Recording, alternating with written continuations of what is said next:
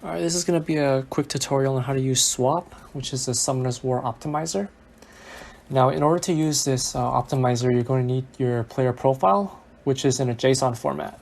And in order to get that profile, you need to use Summoner's War exporter, which is a proxy. So it looks like this, and this proxy allows you to download your player profile, which contains your player information, your monsters, your runes, your grindstones, your gems, all that stuff.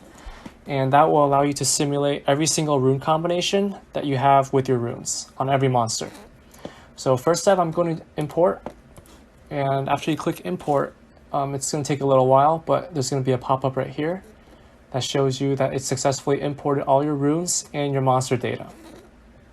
So after this, you want to go to the monsters tab, and you can choose whichever monster you want to rune. For an example, I'm going to do my Azalea, which is the second awakened fire fairy. And if you look on the side over here, if there's a red X, that means there's no runes on the monster. And if there is a green check mark, that means the monster is runed. So I'm going to click that button right there. It's going to bring me to the rune simulation. And for her, I'm going to want to do Swift.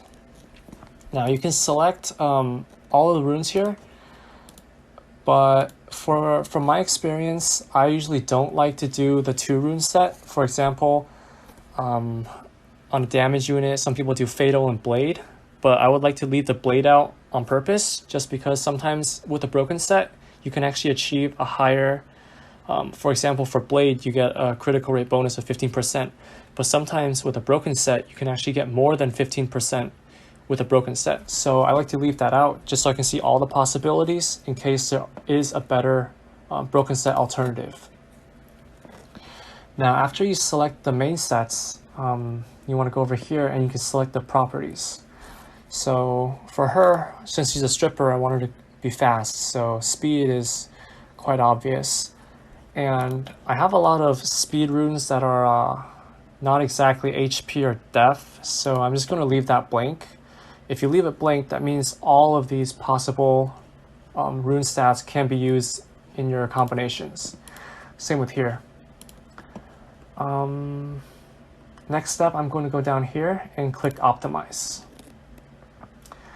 Now, as you can see, there's a lot of combinations that are being generated because if you do the math, if you know statistics, it's going to be a lot of combinations, permutations, or whatever, and it's going to take a long time. Now, this is very RAM intensive, so it takes up a lot of RAM, and if you let it run for too long, it's actually going to crash your browser.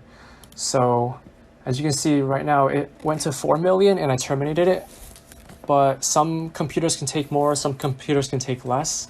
So depending on how much RAM you have, generally speaking, you don't want to go past 2-3 million.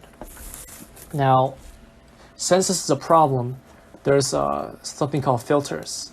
So with filters, you can actually filter out your stats to get a minimum or a maximum.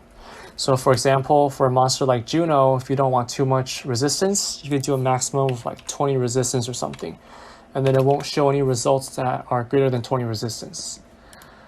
So for her, since she's a stripper, I want to make her pretty accurate. So I'm just going to say 55% accuracy. And for speed, I would say 230. It's going to be a little generous.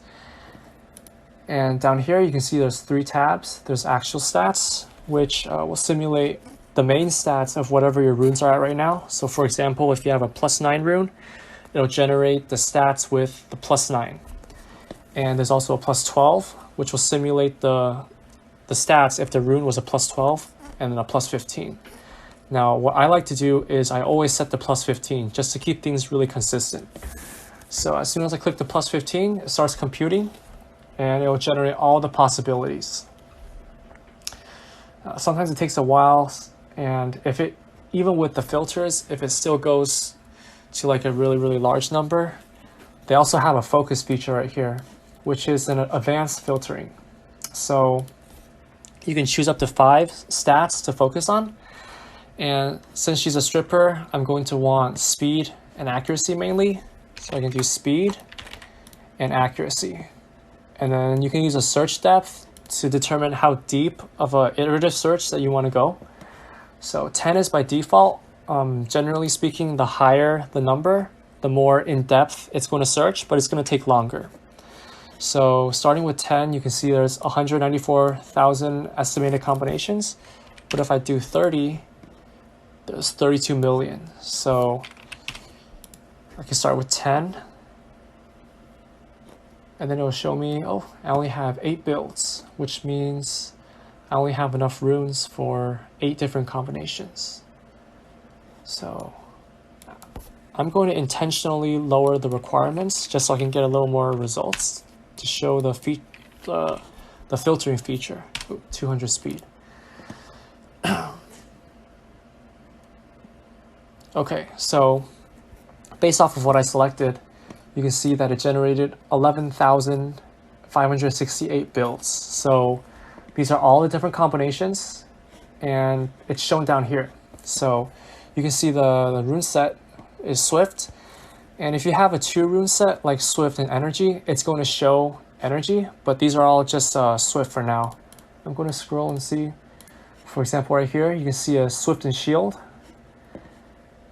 And you can see all the stats here, as well as the 246, damage, efficiency, rune efficiency for World Boss, EHP, which is I believe it's the effective HP. So that's how much quote unquote health the monster has after the defense calculations. So for example, if you have 10,000 HP and 500 defense, then compared to 10,000 HP and 1,000 defense, then the EHP is going to be twice as high because you have twice as much defense. So in order to sort the results, you can click on one of these features. Now let's just say I want to sort by speed.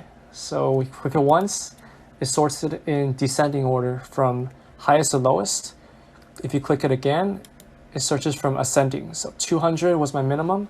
So it goes from 200 all the way up to the maximum. Let's see here. Okay, so these stats are actually pretty good. So there's not going to be much filtering. However, let's just say there's too many results and you don't know which one to choose. So what you can do, or what I like to do, is say, okay, so these are mostly 225 speed. Most of them are above 215, 220 speed. So I can limit the results by going to 220 speed. Oh, whoops. 220 speed. And that will narrow it down to only 470 builds. And from there, I can say, okay, since those are all pretty fast, I can focus on the next most important feature, which is accuracy. So sort, minimum, maximum, you can see, okay, 40 is the minimum. And was it like 90 something was the maximum? 89 was the maximum. So that looks pretty good. And then now HP, okay, that's a pretty big range, pretty big jump. So I would say 12,000 HP is the lowest I want on her. Optimize, filters out even more. So now there's only 77. So we got the accuracy, got the speed, got the HP, now the defense. Okay. And in this case, I'm actually going to go to the EHP and sort. So I can see this is actually the highest EHP. So that means that she's going to be the tankiest on this build with 222 speed. So that's a pretty good combination. So once you selected which combination you want, you can just click here and it will take you to this page. Now this page will show you the actual stats, which is what your monster stats are right now, as well as the plus 15. So this will be what your monster stats would be if you plus 15 all the runes that you have. So this will show you slot number 2, Despair, 14 speed. Over here, Swift, Swift, Energy, Swift, Swift. And these are all the runes that you have. So after you put these on your monsters, what I like to do is click on Equip Runes. And what this does is it will actually take these 6 runes out of your rune inventory, so you can start with the next monster and it won't use those runes that you just put on your monsters. Alright, one important feature that I forgot to mention is the damage calculation from the runes. So I'm going to be picking a damage unit to do an example on.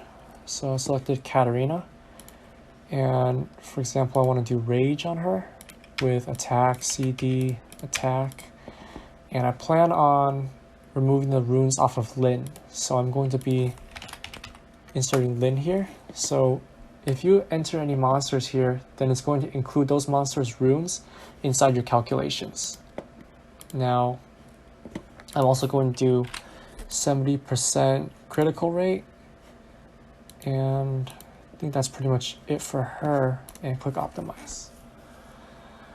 So it's going through getting all the combinations, and since I don't have many rage runes, it's only limited to 645 builds. Now as you can see, here you can sort by critical rate, critical damage, attack, but there's also a neat feature called damage, which is a function of attack, critical rate, and critical damage. So for example, if I have a monster with this much attack, this much critical damage, and let's just say 50% critical rate, then the damage is going to be half of if I had the same attack, same critical damage, and 100% critical rate. That's because, statistically speaking, it's the expected outcome of whatever attack, critical rate, and critical damage you have. So if I click here, I can sort by highest and lowest damage. Not sure why anyone would want lowest, but it's there. Now, as you can see, 4499 is the highest damage that I have. So that's 1600 attack, 83% crit rate, and 216 crit damage. Now, this feature is really nice because you can calculate the damage, and so you can optimize the damage output of your monster. And as in this case, Blade and Rage would be the rune sets, and these are the runes I'm going to be using for her.